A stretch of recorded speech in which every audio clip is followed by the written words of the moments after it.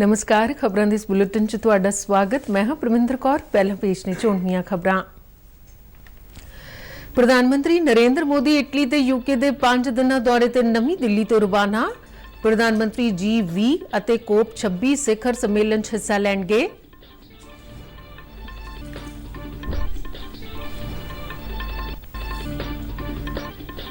ਵਿੱਤ ਮੰਤਰਾਲਾ ਵੱਲੋਂ ਰਾਜਾਂ ਤੇ ਕੇਂਦਰੀ ਪ੍ਰਬੰਧਕ ਪ੍ਰਦੇਸ਼ਾਂ ਨੂੰ ਵਸਤੂ ਅਤੇ ਸੇਵਾ ਕਰ GST ਦੇ ਨੁਕਸਾਨ ਦੀ ਭਰਪਾਈ ਲਈ 44,000 ਕਰੋੜ ਰੁਪਏ ਦੀ ਰਕਮ ਜਾਰੀ।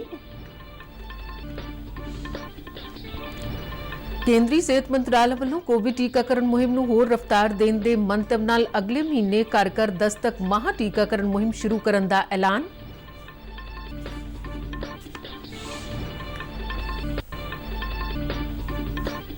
ਰੱਖਿਆ ਮੰਤਰੀ ਰਾਜਨਾਥ ਸਿੰਘ ਵੱਲੋਂ ਪੰਚਕੂਲਾ ਦੇ ਟਰਮੀਨਲ ਬਲਾਸਟਿਕ ਰਿਸਰਚ ਲੈਬੋਰਟਰੀ ਦਾ ਦੌਰਾ।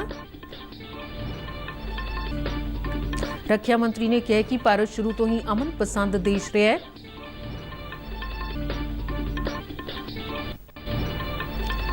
ਕੇਂਦਰੀ ਮੰਤਰੀ ਗਜੇਂਦਰ ਸਿੰਘ ਸ਼ੇਖਾਵਤ ਦਾ ਐਲਾਨ। ਭਾਜਪਾ ਪੰਜਾਬ ਦੀਆਂ ਸਾਰੀਆਂ 117 ਵਿਧਾਨ ਸਭਾ ਸੀਟਾਂ ਤੇ ਲੜੇਗੀ ਚੋਣ।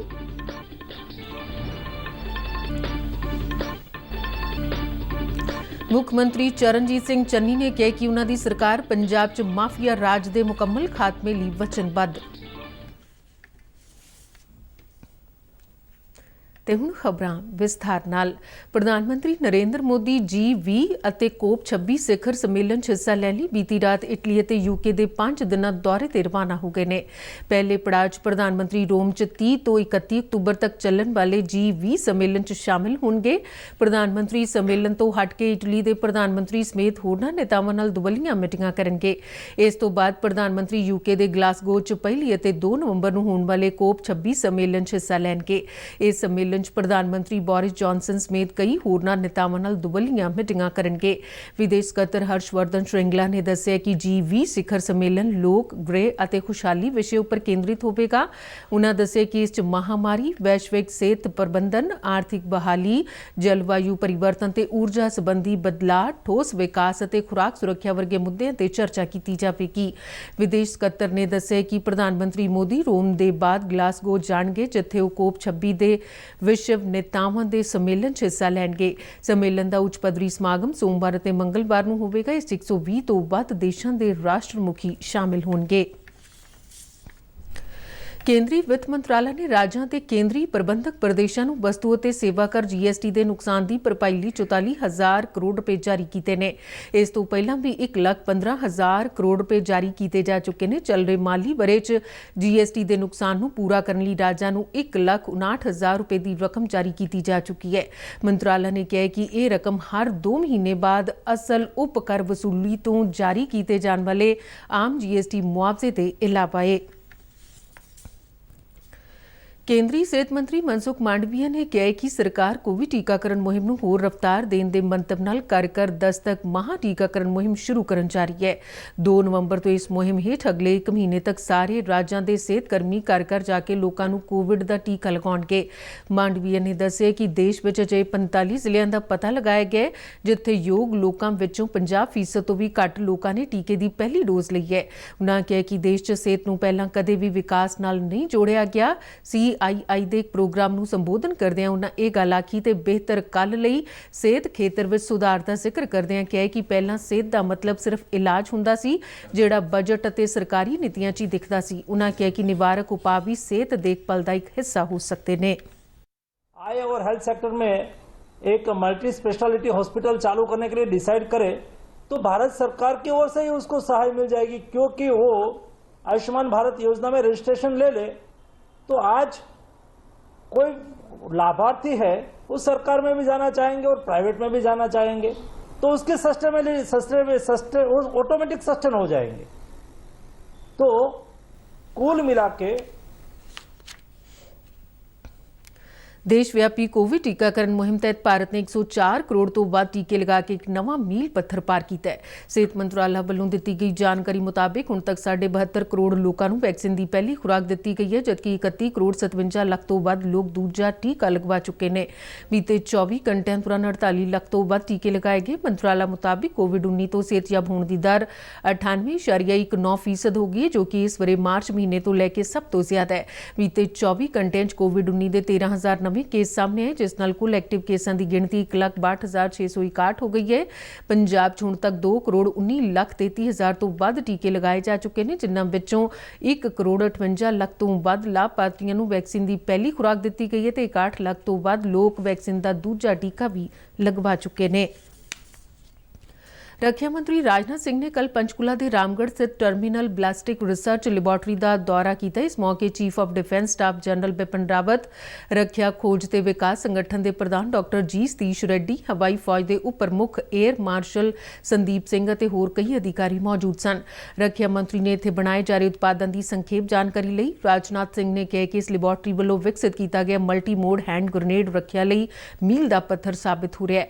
ਉਨ੍ਹਾਂ ਕਿਹਾ ਕਿ ਸਵੈਦੇਸ਼ੀ ਪ੍ਰਣਾਲੀਆਂ ਵੱਲੋਂ ਲਗਾਤਾਰ ਆਪਣੀਆਂ ਸਮਰੱਥਾਵਾਂ ਨਾਲ ਉਤਪਾਦਨ ਕਰਕੇ ਭਾਰਤ ਆਤਮ ਨਿਰਭਰ ਦੀ ਰਾਹ ਤੇ ਅੱਗੇ ਵਧੇਗਾ। ਰਾਜਨਾਥ ਸਿੰਘ ਨੇ ਕਿਹਾ ਕਿ ਭਾਰਤ ਸ਼ੁਰੂ ਤੋਂ ਹੀ ਅਮਨ ਪਸੰਦ ਦੇਸ਼ ਰਿਹਾ, ਪਰ ਦੇਸ਼ ਦੀ ਰੱਖਿਆ ਲਈ ਕਿਸੇ ਵੀ ਚੁਣੌਤੀ ਦਾ ਟਾਕਰਾ ਕਰਨ ਦੇ ਪੂਰੀ ਤਰ੍ਹਾਂ ਸਮਰੱਥ ਹੈ। ਕੇਂਦਰੀ ਮੰਤਰੀ ਅਤੇ ਪੰਜਾਬ ਭਾਜਪਾ ਦੇ ਚੋਣ ਮਾਮਲਿਆਂ ਦੇ ਇੰਚਾਰਜ ਗਜੇਂਦਰ ਸਿੰਘ ਸ਼ੇਖਾਵਤ ਨੇ ਕਿਹਾ ਕਿ ਪਾਰਟੀ ਵਿਧਾਨ ਸਭਾ ਚੋਣਾਂ ਲਈ ਪੂਰੀ ਤਰ੍ਹਾਂ ਤਿਆਰ ਹੈ ਅਤੇ ਸਾਰੀਆਂ 117 ਵਿਧਾਨ ਸਭਾ ਸੀਟਾਂ ਤੇ ਚੋਣ ਲੜੇਗੀ। ਚੰਡੀਗੜ੍ਹ 'ਚ ਕੱਲ੍ਹ ਇੱਕ ਪ੍ਰੈਸ ਕਾਨਫਰੰਸ ਨੂੰ ਸੰਬੋਧਨ ਕਰਦਿਆਂ ਉਨ੍ਹਾਂ ਕਿਹਾ ਕਿ ਨਵਾਂ ਪੰਜਾਬ ਭਾਜਪਾ ਦੇ ਨਾਅਰੇ ਨਾਲ ਪਾਰਟੀ ਵਰਕਰ ਜਨਤਾ ਤੱਕ ਪਹੁੰਚ ਕਰਨਗੇ। ਸ਼ੇਖਾਵਤ ਨੇ ਕਿਹਾ ਕਿ ਪੰਜਾਬ ਦੇ ਹਰ ਵਰਗ ਨੂੰ ਉਸ ਦੀ ਆਬਾਦੀ ਦੇ ਅਨੁਪਾਤ ਮੁਤਾਬਿਕ ਸਿਆਸੀ ਹਿੱਸੇਦਾਰੀ ਦਿੱਤੀ ਜਾਵੇਗੀ।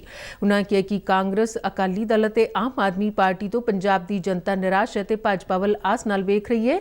ਉਨ੍ਹਾਂ ਕਿਹਾ ਕਿ ਪ੍ਰਧਾਨ ਮੰਤਰੀ ਨਰਿੰਦਰ ਮੋਦੀ ਦੀ ਅਗਵਾਈ ਵਾਲੀ ਕੇਂਦਰ ਸਰਕਾਰ ਨੇ ਪਿਛਲੇ 7 ਵਰ੍ਹਿਆਂ 'ਚ ਪੰਜਾਬ ਅਤੇ ਪੰਜਾਬੀਆਂ ਲਈ ਇਤਿਹਾਸਕ ਕੰਮ ਕੀਤੇ ਨੇ। ਗਜੇਂਦਰ ਸਿੰਘ ਸ਼ੇਖਾਵਤ ਨੇ ਕਿਹਾ ਕਿ ਸੂਬੇ 'ਚ ਹਰ ਸੀਟ ਤੇ ਬੂਥ ਲੈਵਲ ਪੱਧਰ ਤੇ ਜਥੇਬੰਦਕ ਢਾਂਚੇ ਨੂੰ ਮਜ਼ਬੂਤ ਕਰਨ ਦਾ ਕੰਮ ਚੱਲ ਰਿਹਾ। ਉਨ੍ਹਾਂ ਕਿਹਾ ਕਿ ਕੇਂਦਰ ਸਰਕਾਰ ਤੇ ਭਾਜਪਾ ਖੇਤੀ ਕਾਨੂੰਨਾਂ ਦੇ ਮੁੱਦੇ ਤੇ ਪੂਰੀ ਤਰ੍ਹਾਂ ਨਾਲ ਸੰਵੇਦਨਸ਼ੀਲ ਹੈ ਤੇ ਗੰਭੀਰਤਾ ਨਾਲ ਇਸ ਮੁੱਦੇ ਨੂੰ ਹੱਲ ਕਰਨ ਲਈ ਯਤਨ ਕਰ ਰਹੀ ਹੈ। ਕੇਂਦਰ ਸਰਕਾਰ ਦੀ ਪ੍ਰਧਾਨ ਮੰਤਰੀ ਆਵਾਸ ਯੋਜਨਾ ਕੱਚੇ ਘਰਾਂ 'ਚ ਰਹਿ ਰਹੇ ਲੱਖਾਂ ਲੋਕਾਂ ਲਈ ਵਰਦਾਨ ਸਾਬਤ ਹੋਈ ਹੈ। ਸਰਕਾਰ ਵੱਲੋਂ ਇਸ ਯੋਜਨਾ ਤੇ ਦਿੱਤੀ ਗਈ ਮਾਲੀ ਮਦਦ ਨਾਲ ਲੋੜਵੰਦਾਂ ਨੂੰ ਪੱਕੀ ਛੱਤ ਨਸੀਬ ਹੋਈ ਹੈ। ਖਰੜ ਨਗਰ ਪ੍ਰੀਸ਼ਦ ਅਧੀਨ ਪੈਂਦੇ ਖਾਨਪੁਰ ਪਿੰਡ ਦੇ ਕਈ ਗਰੀਬ ਲੋਕਾਂ ਨੂੰ ਆਵਾਸ ਯੋਜਨਾ ਦਾ ਲਾਭ ਮਿਲਿਆ ਹੈ। ਪ੍ਰੀਸ਼ਦ ਦੇ ਕਾਰਜਕਾਰੀ ਅਧਿਕਾਰੀ ਰਾਜੇਸ਼ ਸ਼ਰਮਾ ਨੇ ਪ੍ਰਸਾਰ ਭਾਰਤੀ ਦੇ ਨੁਮਾਇੰਦੇ ਨਾਲ ਗੱਲ ਕਰਦਿਆਂ ਯੋਜਨਾ ਦੇ ਅਮਲੀ ਰੂਪ ਬਾਰੇ ਜਾਣਕਾਰੀ ਦਿੱਤੀ। ਤੇ ਜਿਵੇਂ ਕਿ ਪ੍ਰਧਾਨ ਮੰਤਰੀ ਆਵਾਸ ਯੋਜਨਾ ਦੇ ਵਿੱਚ ਜਿਹੜਾ ਸਰਕਾਰ ਦਾ, ਭਾਰਤ ਸਰਕਾਰ ਦਾ ਤੇ ਪੰਜਾਬ ਸਰਕਾਰ ਦਾ ਟੀਚਾ ਹੈ, ਉਹਨੂੰ ਅਸੀਂ ਖਰੜ ਦੇ ਵਿੱਚ ਪੂਰਾ ਕਰਨ ਲਈ ਪੂਰੇ ਯਤਨਸ਼ੀਲ ਹਾਂ ਤੇ ਨੇੜਲੇ ਭਵਿੱਖ ਦੇ ਵਿੱਚ ਟਾਰਗੇਟ ਦੇ ਅਕੋਰਡਿੰਗ ਅਸੀਂ ਸ਼ਹਿਰ ਦੇ ਵਿੱਚ ਜਿਹਨੂੰ ਵੀ ਇਹਦੀ ਪਾਲਿਸੀ ਦੇ ਵਿੱਚ ਕਵਰ ਹੋਊਗਾ ਉਹਨੂੰ ਕਵਰ ਕਰਕੇ 2024 ਤੋਂ ਪਹਿਲਾਂ ਉਹਨਾਂ ਦੀ ਜਿਹੜੀ ਘਰ ਦੀ ਅਲਾਟਮੈਂਟ, ਉਹਨਾਂ ਨੂੰ ਪੈਸੇ ਜਿਹੜੇ ਜਾਰੀ ਕਰਨੇ ਜਾਣਗੇ।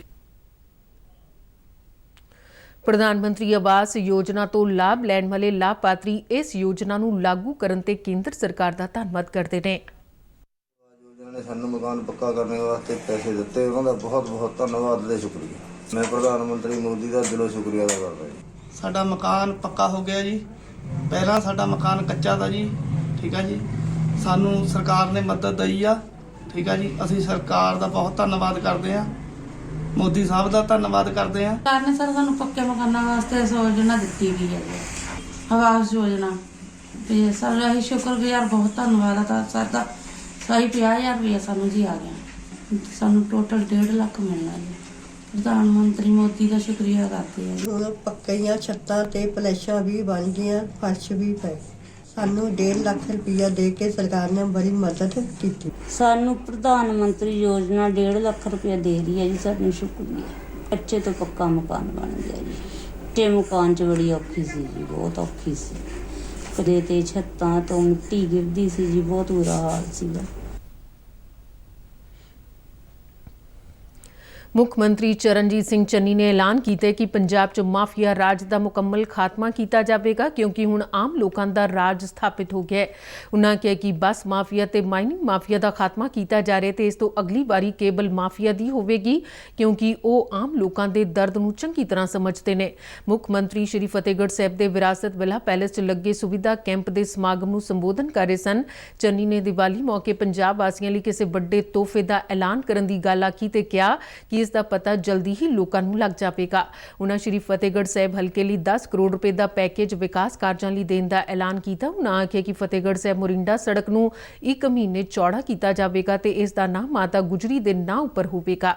ਇਸ ਮੌਕੇ ਹੋਰਨਾਂ ਤੋਂ ਇਲਾਵਾ ਖੇਤੀਬਾੜੀ ਤੇ ਕਿਸਾਨ ਭਲਾਈ ਮੰਤਰੀ ਰਣਦੀਪ ਸਿੰਘ ਨਾਭਾ, ਸੰਸਦ ਮੈਂਬਰ ਡਾਕਟਰ ਅਮਰ ਸਿੰਘ ਤੇ ਵਿਧਾਇਕ ਕੁਲਜੀਤ ਸਿੰਘ ਨਾਗਰਾ ਤੇ ਗੁਰਪ੍ਰੀਤ ਸਿੰਘ GP ਵੀ ਮੌਜੂਦ ਸਨ। ਪ੍ਰਧਾਨ ਮੰਤਰੀ ਸਵੈਨਿਧੀ ਯੋਜਨਾ ਕੇਂਦਰ ਸਰਕਾਰ ਵੱਲੋਂ ਪਿਛਲੇ ਵਰੇ 1 ਜੂਨ ਨੂੰ ਸ਼ੁਰੂ ਕੀਤੀ ਗਈ ਸੀ। ਇਸ ਯੋਜਨਾ ਤਹਿਤ ਰੇਹੜੀ ਫੜੀ ਲਗਾਉਣ ਵਾਲੇ ਮਜ਼ਦੂਰ 10,000 ਰੁਪਏ ਤੱਕ ਦਾ ਸ਼ਾਰਟ ਟਰਮ ਕਰਜ਼ ਲੈ ਸਕਦੇ ਨੇ। ਸੂਬੇ ਦੇ ਫਾਜ਼ਿਲਕਾ ਜ਼ਿਲ੍ਹੇ ਵਿੱਚ ਵੀ ਕਈ ਲੋੜਵੰਦਾਂ ਨੇ ਇਸ ਯੋਜਨਾ ਤੋਂ ਲਾਭ ਲੈਂਦਿਆਂ ਕਰਜ਼ ਲਿਆ ਤੇ ਆਪਣੇ ਕੰਮਕਾਜ ਨੂੰ ਵਧਾਇਆ ਹੈ। ਫਾਜ਼ਿਲਕਾ ਦੇ ਸਾਈਕਲ ਬਾਜ਼ਾਰ ਵਿੱਚ ਵੈਲਡਿੰਗ ਦਾ ਕੰਮ ਕਰਦੇ ਰਾਕੇਸ਼ ਕੁਮਾਰ ਸਰਕਾਰ ਦੀ ਪਹਿਲ ਤੋਂ ਖੁਸ਼ ਨੇ ਤੇ ਕੇਂਦਰ ਦਾ ਧੰਨਵਾਦ ਕਰਦੇ ਨੇ। ਪ੍ਰਧਾਨ ਮੰਤਰੀ ਸਵੈਨਿਧੀ ਯੋਜਨਾ ਉਹਦੇ ਵਿੱਚ ਮੈਨੂੰ ਵੀ ਪਤਾ ਲੱਗਿਆ ਵੀ ਲੋਨ ਮਿਲ ਰਿਹਾ ਹੈ। ਮੈਂ ਲੋਨ ਲਿਆ 10,000 ਦਾ, ਉਹਦਾ ਮੈਨੂੰ ਬਹੁਤ ਫਾਇਦਾ ਹੋਇਆ। ਉਹਦੇ ਵਿੱਚ ਮੈਂ ਆਦਾ ਮਾਲ ਪਾਇਆ। ਹੁਣ ਮੈਨੂੰ ਮੈਂ ਉਵੇਂ ਰੂਟੀਨ ਹੀ ਕਿਸ਼ਤ ਲੁਟਾ ਰਿਹਾ ਉਹਨਾਂ ਦੀ, ਕਾਫੀ ਫਾਇਦਾ ਹੋਇਆ ਉਹਦੇ ਨਾਲ।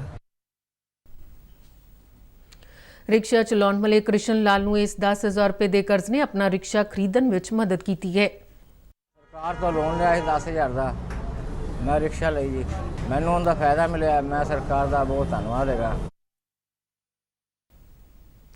ਭਾਰਤੀ ਸਿੱਖਿਆ ਮੰਡਲ ਵੱਲੋਂ ਪ੍ਰੇਰਿਤ ਰਿਸਰਚ ਫਾਰ ਰਿਸਰਜੈਂਸ ਫਾਊਂਡੇਸ਼ਨ ਨੇ ਨਦੀਆਂ ਬਾਰੇ ਜਾਣਕਾਰੀ ਸੰਬੰਧੀ ਅੱਜ ਬਠਿੰਡਾ ਵਿਖੇ ਕਾਨਫਰੰਸ ਕਰਵਾਈ। ਇਸ ਦੀ ਪ੍ਰਤੀਨਿਧਤਾ ਕਰਦਿਆਂ ਮੰਡਲ ਦੇ ਕੌਮੀ ਜਥੇਬੰਦਕ ਸਕੱਤਰ ਮੁਕੁਲ ਕਨਿਤਕਰ ਨੇ ਕਿਹਾ ਕਿ ਉਹਨਾਂ ਦੀ ਸੰਸਥਾ ਨੇ ਨਦੀ ਕੋ ਜਾਣੋ ਮੁਹਿੰਮ ਸ਼ੁਰੂ ਕੀਤੀ ਹੈ। ਇਸ ਤਹਿਤ ਸਿੱਖਿਆ ਅਦਾਰਿਆਂ ਤੇ ਆਮ ਲੋਕਾਂ ਤੋਂ ਨਦੀਆਂ ਬਾਰੇ ਜਾਣਕਾਰੀ ਇਕੱਠੀ ਕੀਤੀ ਜਾਵੇਗੀ। ਉਹਨਾਂ ਦੱਸਿਆ ਕਿ ਦੇਸ਼ ਭਰ ਤੋਂ ਤਕਰੀਬਨ 1 ਲੱਖ ਵਿਅਕਤੀ ਇਸ ਵਿੱਚ ਹਿੱਸਾ ਲੈ ਰਹੇ ਨੇ। ਮੁਕੁਲ ਕਨਿਤਕਰ ਨੇ ਦੱਸਿਆ ਕਿ ਇਸ ਤਰ੍ਹਾਂ ਇਕੱਠੇ ਕੀਤੇ ਜਾਣ ਵਾਲੇ ਡਾਟੇ ਦੀ ਵਰਤੋਂ ਸਰਕਾਰੀ ਯੋਜਨਾਵਾਂ ਬਣਾਉਣ ਅਤੇ ਅੱਗੇ ਹੋਰ ਖੋਜ ਕਰਨ ਲਈ ਕਰ ਸਕੇਗੀ। सर्च फॉर रिसर्जेंस फाउंडेशन ने एक आयोजन किया है एक बड़े अभियान का, जिसका नाम है नदी को जानो अभियान। जिस अभियान के अंतर्गत स्कूल, कॉलेज और सामान्य जनता से नदियों के बारे में जानकारी एकत्रित की जाएगी। आजकल जिसको क्राउड सोर्सिंग ऑफ इंफॉर्मेशन कहते हैं। इस आयोजन में कोई भी किसी भी आयु वर्ग का व्यक्ति पंजीकरण कर सकता है, एक नॉमिनल शुल्क के साथ में 25 रुपये के साथ में। और फिर उसके बाद अपने घर के पास में अपने ज़िले की किसी नदी का पूरा डाटा उसमें उनको डालना पड़ेगा। उसके लिए ऐप बनाया गया है। हमारी अपेक्षा है कि पूरे देश भर में से 1 लाख से अधिक लोग इस अभियान में सहभागी होंगे। इस कानफ्रेंस केंद्रीय यूनिवर्सिटी बठिंडा तो प्रोफैसर रूबल कनौजिया समेत होर सिक्ख्या ते रिसर्च नाल जुड़ियां शख्सियतां ने हिस्सा लिया। आज़ादी का अमृत महोत्सव तहत सूचना ते प्रसारण मंत्रालय अधीन फिल्म फैसटीवल डायरैक्टोरेट ने भारतीय फिल्म खेत्र च उत्साही नौजवानों तो 31 अक्तूबर तक अर्जियां मंगियां ने। 35 साल तो घੱਟ उम्र वाले भारतीय नागरिक फिल्म खेत्र में अपना हुनर दिखाने लिए डायरैक्टोरेट या फिल्म फैसटीवल गोवा की वैबसाइट तो जानकारी हासिल कर सकते हैं। मंत्रालय की इस पहलकदमी का मंतव देश च उभर रहे हुनरमंद दिमागां नूं उत्साहित करना ते मान्यता प्रदान करना है। उम्मीदवारों वालों निर्देशन, एडिटिंग, सिनेमैटोग्राफी, एक्टिंग और स्टोरी लिखण आदि खेत्रों च घट्टो घੱਟ 2 लघु फिल्मां या ऑडियो के नमूने पेश करने होंगे। खबरों के बुलेटिन साडे दर्शक RNUDD के जलंधर के यूट्यूब चैनल, फेसबुक पेज और ट्विटर हैंडल से भी देख सकते हैं। तो बुलेटिन के अखीर में चुनिया खबरें एक बार फिर तो। प्रधानमंत्री नरेंद्र मोदी इटली ते यूके के 5 दिनों दौरे ते नवी दिल्ली तो रवाना। प्रधानमंत्री G20 और COP 26 शिखर सम्मेलन हिस्सा लैणगे। ਵਿੱਤ ਮੰਤਰਾਲਾ ਵੱਲੋਂ ਰਾਜਾਂ ਤੇ ਕੇਂਦਰੀ ਪ੍ਰਬੰਧਕ ਪ੍ਰਦੇਸ਼ਾਂ ਨੂੰ ਵਸਤੂ ਅਤੇ ਸੇਵਾ ਕਰ GST ਦੇ ਨੁਕਸਾਨ ਦੀ ਭਰਪਾਈ ਲਈ 44,000 ਕਰੋੜ ਰੁਪਏ ਦੀ ਰਕਮ ਜਾਰੀ। ਕੇਂਦਰੀ ਸਿਹਤ ਮੰਤਰਾਲਾ ਵੱਲੋਂ ਕੋਵਿਡ ਟੀਕਾਕਰਨ ਮੁਹਿੰਮ ਨੂੰ ਹੋਰ ਰਫ਼ਤਾਰ ਦੇਣ ਦੇ ਮੰਤਵ ਨਾਲ ਅਗਲੇ ਮਹੀਨੇ ਘਰ ਘਰ ਦਸਤਕ ਮਹਾ ਟੀਕਾਕਰਨ ਮੁਹਿੰਮ ਸ਼ੁਰੂ ਕਰਨ ਦਾ ਐਲਾਨ।